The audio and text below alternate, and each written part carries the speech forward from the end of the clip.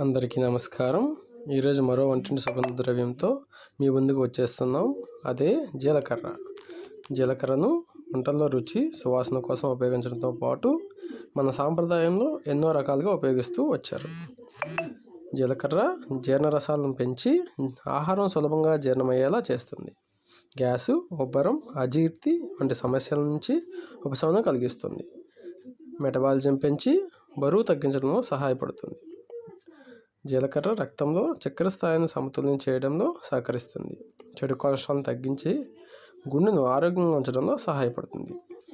జీలకర్రను anti ఆక్సిడెంట్లు చర్మాన్ని ప్రకాశవంతంగా ఉపయోగించడంలో సహకరిస్తుంది.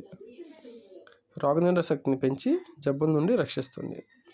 తీసుకునే విధానం: 1 టీ స్పూన్ జీలకర్రను 1 గ్లాస్ నీటిలో వేసి మరిగించి వడగట్టి గోరువెచ్చగా తాగించాలి. ఇలాంటి మరిన్ని చిట్కాల కోసం మా ఛానల్ని లైక్ చేయండి, షేర్ చేయండి, సబ్స్క్రైబ్ చేయండి.